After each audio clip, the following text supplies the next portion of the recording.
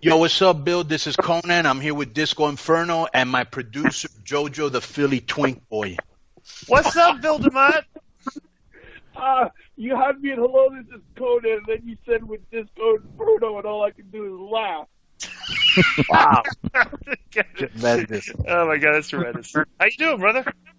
What's happening, fellas? Nothing much, man. What's up, man? Good to hear your voice. We haven't talked in a super long time. And, it's just we have a podcast that's been doing really good. And, we wanted to get you on here since I haven't spoken to you in probably over 15 years. Dog, man, it's been a long time. Yeah, it has been. I wanted to ask you something real quick. So you started in New Jersey, obviously. So were you contemporaries like with Bam Bam and Candido and that, or were you with another group?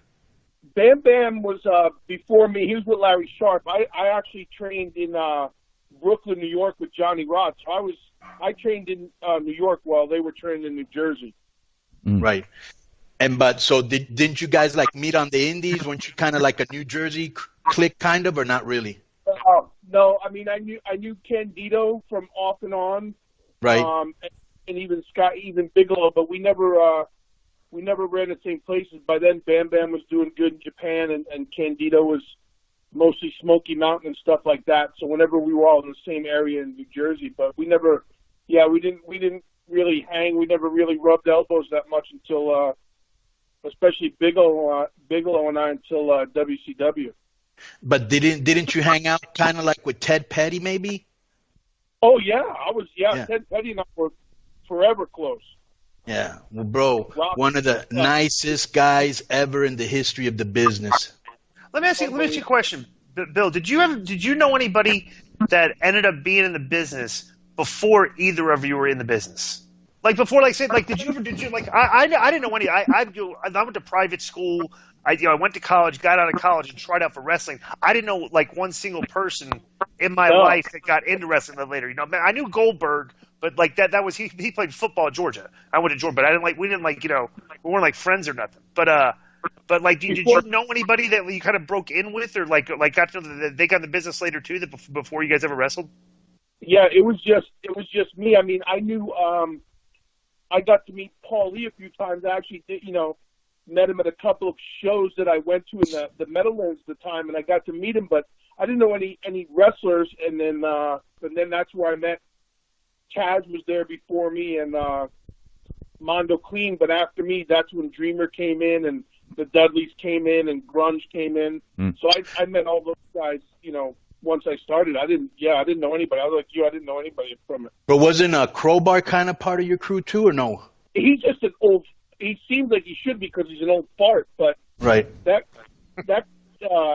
Chris came when I started wrestling. He used to come to the gym every day and ask me wrestling questions. He was like 14 years old, so the deal with him was when I met him, and he kept coming around. He was just a good kid, but he was he was goofy. He just wanted to talk wrestling, and he knew more about wrestling than I did. I mean, I'm trying to learn it, and he was a huge fan.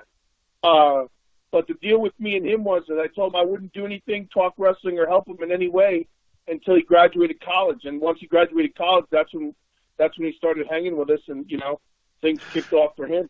Bro, Paulie told me this story once, which you're in it. See if you remember this. When he was first going to take over ECW, like right before he took over, I had gone on this tour with him of like Singapore and the Philippines and shit. And I remember he was asking me about like, Love Machine and Eddie Guerrero and Rey Mysterio. And then he was telling me, yeah, I'm going to have this guy that when he comes out, and he's going to be, I think he's going to call you the man with no name or some bullshit like that. And you would just come out and do like a moonsault off the third, right? And I think beat the guy and just leave. Do you remember that? Yeah, originally I was set with Paul Lee. I was set to be the original 911. That's what I thought. Yeah, that's exactly what I thought. Yeah. And what happened there? Well, it depends on who you talk to. It depends on which way the story goes. But at the time, we were there, part of the original East Coast Championship Wrestling, still with Eddie Gilbert. And then when Paul Lee took over, we were there that night when Paul Lee took over. and it was supposed to be where he was going to be doing something with Croc. It just never came to be. Well, I'd missed 2 loops in Japan for it and stayed home, and at the time I had my daughter was on her way, first baby, and I had to get back to work, so I didn't stick around. A lot of the guys, hung in there, and I needed to go back to work. So depends on what story you hear. Some people said, well, I went back to Japan and shaved my head, so that ruined the gimmick and all these other things. But at the end of the day, for that one, the timing didn't work. I mean, at the end, it worked out for everybody, but it was pretty cool to almost be part of the initial Extreme, but part of the original ECW guys, just not when it fully blew up. Okay, so you come to WCW, and this is back when Terry Taylor was had like a lot of pull.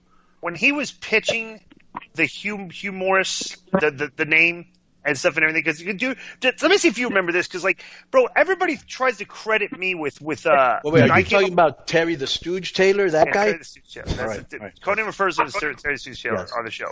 But the question: do you remember Terry's idea? Like, he always had all those play on words names. Hugh Morris is supposed to be like humorous. But do you remember that it was Terry Taylor that came up with Bill Ding, the evil architect? Could you clarify that so we can get somebody else to back this story up for me?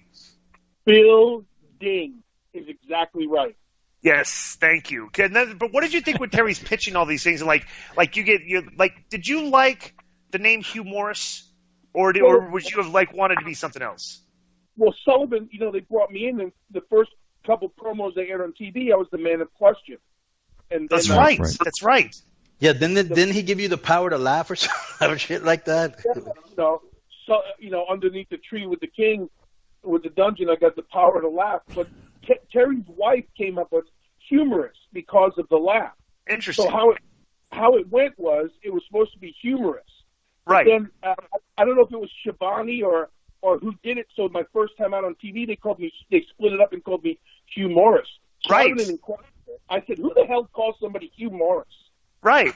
That's the thing, because Terry Taylor, and I remember Terry getting hot at that, because you're telling them it's supposed to be humorous. But they already had put bro, I got a funny story like this. When I first wrestled in North Georgia Wrestling, it was my first indie thing I got right out of training school, and they put me on this local television, right? Well, the guy that ran the show as a shoot was an illiterate. He couldn't really read or write good, right? So my name is Glenn Gilberti, okay? But he read I was supposed to be appearing on the show next week. And he's like, and next week we got a first-time appearance here by a new kid from the school. His name is Glenn Gilbernetti. And I became Glenn Gilbernetti because the guy mispronounced my name because he couldn't read. It's like you have the same thing, kind of, right? Bro, you know who you sounded like right there? Like Pee-wee. Remember when Pee-wee would tell Arn Anderson, "You want a bomber?" Yes. Bro, could you imagine if we lived in the politically correct world we live now, like the crew that we hung with, that used to go out with and stuff and everything? Norman, so the biggest conversation Norman Smiley and I ever had is every time he looks at me, I look at him, and Norman goes, "Thank God we didn't have smartphones." Yeah. Right. For sure. And that's for sure. We'd never nobody from that time that we were all in and everybody was doing what they were doing, would any of us make it in the business that's today? Oh, no way. And I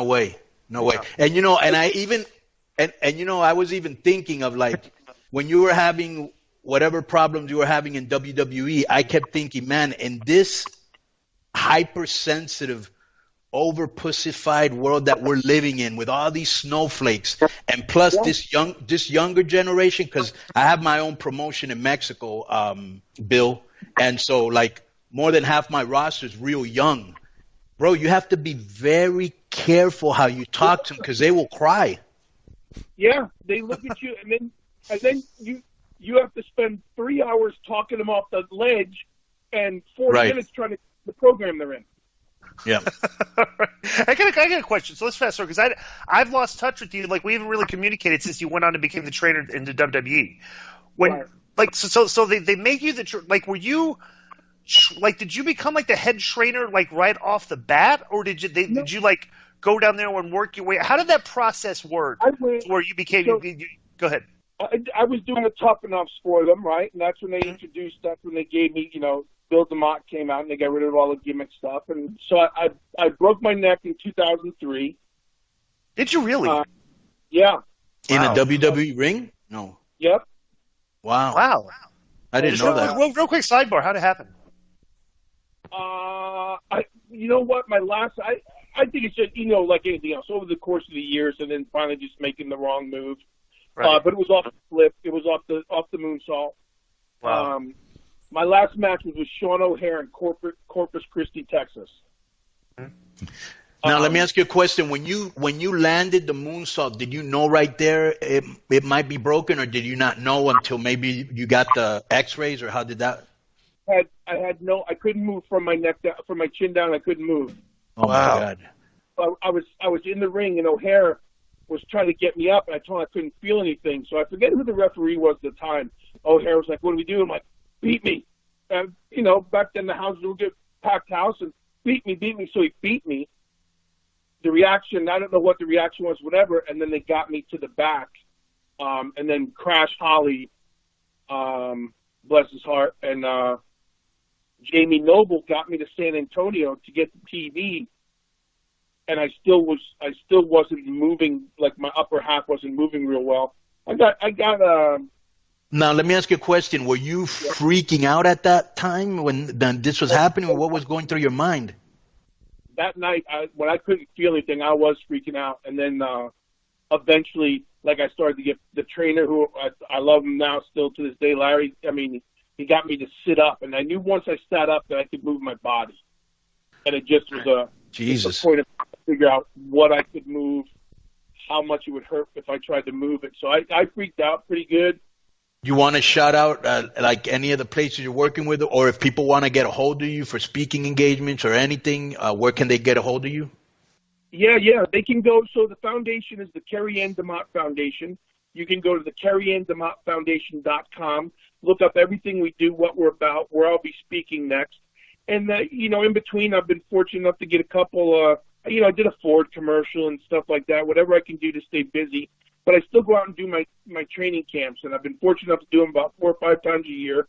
People can go to the BillDeMottExperience.com, book your wrestling camp. I'll do seminars. I was just in New Jersey and Philadelphia, Pennsylvania last week. I did a couple signings, and I love the fans. I like to get out there. But for everybody to know, it's all good with me. It's there's going to be haters. Social media can either help you or hurt you. So it just depends on how you put it. But none of us, Glenn won't do it, you won't do it, I won't do it. We're never going to win in the court of public opinion. And as long as we understand that and have a smile on our face, it's all good.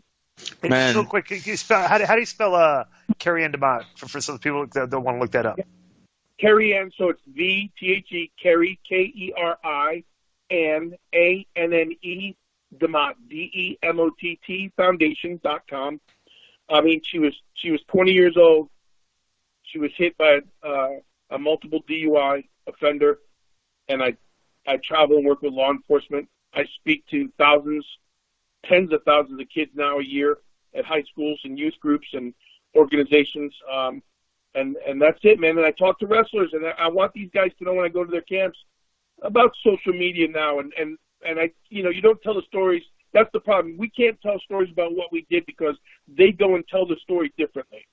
So I want them to know about social media and how they can get in trouble now, and how many guys and how many cats and chicks have lost their opportunity because of a photo or something they said or did, and things like that. Bill was a big one thing I will say, man. Bill always hung out with the Mexican clique real tight. We always had love for him, and he had love for us, my brother. And it was very good catching up with you, man. Thank you, brother. I really appreciate it. It's good to talk to both of you. I mean that. I'm glad we got to do this. All right, man. Be good, and I want to thank you for being on Keeping It 100. Boom.